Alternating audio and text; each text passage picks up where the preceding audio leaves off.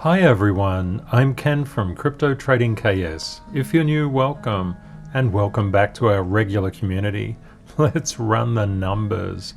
Bitcoin currently trading at 47.47.1, down 2.74%. Ethereum trading at 31.27, down 2.72%. My goal is to assist you to be more of a financial blessing and create real wealth for yourself and those you love. I have hidden knowledge gems throughout this video. Unless you watch to the end, you'll miss them. See how many you can find. Our community is all about real wealth. Having real wealth means having more than money. It's about inner and outer peace, strong boundaries, balance, being satisfied, being happy. One of the things that can get in the road of real wealth is anger. Anger is a fundamental human emotion. Anger comes to everyone. The thing with anger is just like a nail. When you are angry, you hammer a nail in to your relationships or your interactions or whatever it is that you're doing. Unfortunately, if you pull the nail out, the hole remains. This is one of the hardest things to learn about anger, the consequences of it. Ralph Waldo Emerson gave us one of those consequences. For every minute, for every 60 seconds you are angry, you lose 60 seconds of happiness. Anger costs us in so many ways. It's an important thing to understand. Every single human being is subject to anger. It's a basic hardwired biological state. Deepak Chopra gave us a very important signpost or concept. If you try to get rid of fear and anger without knowing their meaning, they will grow stronger and return. Therefore, it's really important to understand your way out of anger. There's a lot of tricks and tips that people use to suppress their anger from stopping it exploding outwards. But the real key is to understand why anger occurs in the first place. Having very high expectations is one way that anger can come out. For example, if you're new to trading and investing and new to the crypto market, you may expect that you can buy at the lowest point and sell at the highest point. This is unrealistic.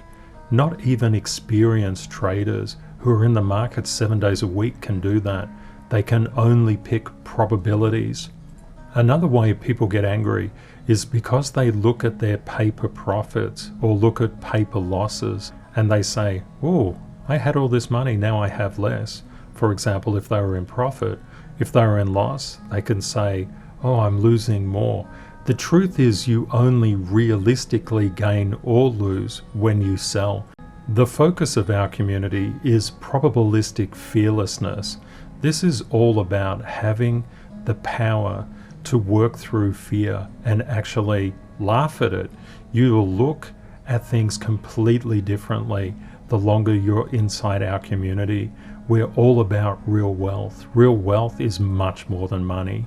Rule 174, the T-cube method, trend, timing, and trigger. We're going to look at trend using the KS process to uncover the true trend. To do that, we're going to use rule 171, zoom out. To start off with, we'll look at investment substitutability. S&P 500, proxy for stocks, is up 28% for the past 12 months. Gold is down 8% for the past 12 months. Bitcoin is up 309% for the past 12 months. We're going to have a look now at the Bitcoin trend. It's really important to understand Rule 111. Crowd psychology creates price. Crowd psychology creates price in every single market. Crypto is no exception. We see crowd psychology reaching irrational exuberance towards the top, towards the peak. We see net unrealized profit or loss, NUPL, getting into euphoria, which is an absolute extreme greed, before a correction occurs. We've not seen anything like that at the present time. Capitulation is the negative of euphoria. That's literally surrender. That hammers in bottoms. When we consider that on average 19 plus million people are coming into the crypto space every month globally, that's pretty impressive. There's a lot of crowd psychology at play right now. You can see crowd psychology on the long view model. Phase 1 of the bull market sunshine is the largest phase. People, when they get into the first phase, phase 1, they say, oh, it's different this time, but it's not any different. Bitcoin has only 21 million. It's deflationary. It's the foundation for the Internet of Value. The Internet will never be the same after Bitcoin and cryptos have hit it and been adopted. Phase 1 is the largest cycle. We're just really getting started. Turning to the KS model, which is a crypto technical trading model based on institutional price psychology, we can see the sunshine of the bull market, sunshine of the bull market, sunshine of the bull market. We always compare sunshine to sunshine to sunshine. Never compare sunlight to darkness. They're two different emotional and psychological states. They're incomparable. What happened here was we had a number of black swan events, excess liquidity, the China minor crisis, and the excess liquidity actually caused a death cross up here. Prices just simply normalized to a point now in the current cycle where it can resume. According to the on-chain data, we're about at this point in the cycle. If we look back to the previous bull market, we can see it's going to be a pretty choppy ride to the top. Lots of swings up and down before that exponential blow off top, the euphoria. What I've done here is to realign the 2012 halving cycle, that's the blue one, and the 2016 halving cycle, that's the green one, to the on-chain data analytics discussed in episode 207. We always said that there is expected to be a retracement. This is quite normal, and a exponential blow off top that will follow. There's still a lot of price variability that's going to occur in the market. I just put this overlay across current price to help give you a better indication. To zoom back to the past cycle, we're about here. We're witnessing this retracement. I warned that this was coming. This is just probabilities in play. What's going to happen next is something like this. There will be ample opportunities to add to positions and ample opportunities to buy dips. I'd just like to say thank you to the very generous and kind community members that reached out and bought me a coffee on buymeacoffee.com/cryptotradingks. I really appreciate it, and I love the messages you send me. Thank you so much. It's important to look around the world, especially at the C19 problem, and see how serious it is. In the past 7 days, there's been 4,600,888 cases. That's a 0.4% increase over the cases in the preceding weeks. We can see some negative growth rates here. That's a good sign.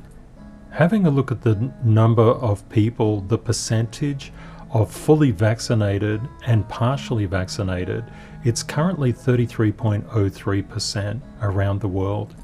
Total global cases are 240,521,191. Let's turn now to global market indexes. It's always important to deal with problems when they occur, not before they occur. If we look across global indices, we can see Brazil, America, Canada, Russia, Australia were down, as well as parts of South Africa, Italy. Norway did quite well, and China and India stock markets came up. Let's have a look at how the US major indexes charted out.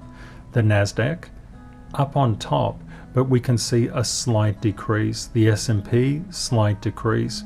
The VIX, inverse VIX, fell down, which means fear went up. Dow Jones down. Bitcoin a little bit up. Russell 2000 down. It's always good to compare key metrics.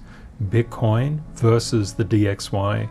We see the DXY has been coming up. What's Bitcoin been doing? It's coming up as well.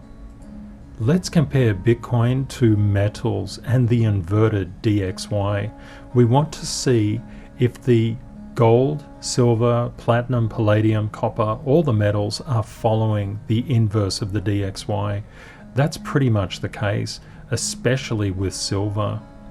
What's happening to Bitcoin? Bitcoin is going up. Let's see how Bitcoin is tracking against the bonds.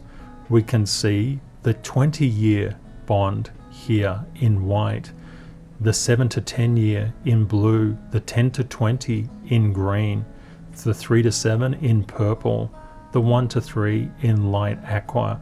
We can see an inverse relationship basically between treasury bonds and Bitcoin at the current market cycle for Bitcoin. Let's invert those and see if we can see any closer relationship. There you go. So we've inverted all those treasuries now. We can see the inverted treasury bonds are approximating Bitcoin's price behavior, but that's just at this particular market segment. We don't assume causality here. That's really important. There is a strong degree of correlation, but we don't say one causes the other. Now we'll have a look at bond yields. Bonds and yields are different. They inverse each other. Let's have a look at the US bond yields. We can see Bitcoin in yellow here. We can see the bond yields tracking Bitcoin's price action quite well. We have the US government 5-year yield for bonds. These are all bonds except for corporate debt, the 0 to 5-year high yield corporate debt. We're basically looking for associations between different variables. We can see that the yields closely match Bitcoin's price action at present. The question is, how is inflation impacting Bitcoin? Let's look at the 5-year break-even inflation rate and the 10-year and overlay it on Bitcoin's price. We can definitely see an association. What is the inflation rate doing at the moment? It did back down a bit. It's kicked up a little bit in recent days. We'll keep our eye on this. How has Bitcoin and of course cryptos been compared to the airlines and transportation indexes?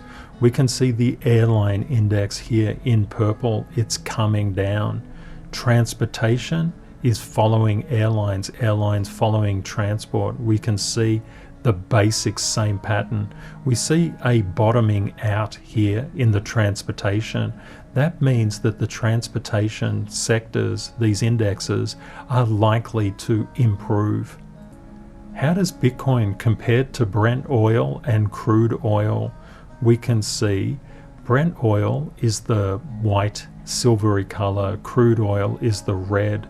They're both moving in sync with each other pretty much. What's happened here? They went up, crude oil went up, crude and Brent went up, and then they came down. What's Bitcoin doing? Kind of moving in an inverse direction. But let's see. Let's look across the sector performance of the US market. All sectors fell by about 0.6%. Real estate was the only green sector, up a very modest 0.1%. The worst performing, energy, down 1.51%. Let's have a look at Bitcoin versus Bitcoin ETFs. We can see Bitcoin's price here in yellow. The only outperformer right now is GDLC, the grayscale digital large cap fund. We can see the bottom 3 performers, OBTC, the Osprey Bitcoin Trust, BitW, the Bitwise 10 Crypto, GBTC, the Grayscale Bitcoin Trust. All the rest are below Bitcoin. Turning now to Bitcoin versus public companies with Bitcoin exposure. Over the past 22 days, Hut 8 has come out on top, followed by Marathon Digital, Mara, then Bitcoin, then BitF, Bitfarms, Riot Blockchain, Hive Blockchain, Silvergate Capital Corporation, Argo Blockchain, MicroStrategy, ADE, Bitcoin Group SE, Coinbase Global, Galaxy Digital, Voyager Digital, and at the bottom, BTBT, Bit Digital. We've managed to compress about 45 minutes of analysis into around 20 these days. I'm really focusing on saving your time. Please comment and let me know what else you would like me to cover off. I'm very happy to do that. My role here is really to help you out any way I can. Please let me know in the comments how I can do that. I hope you found that content useful. Please consider sharing this video if you think it will help others. Thank you to our moderators and admins for keeping our community safe from scammers. Please say hi and let me know where you're viewing from, and if you have any questions. If you would like updates on price movements in the crypto market, please subscribe to YouTube, and you can join us on Facebook and follow me on Twitter. I've left details in the description of this video. Please remember, crypto is volatile. Always prepare yourself for the best and the worst case scenarios. Reality will likely be between them. Stay safe out there, take care, and see you next time. Bye for now.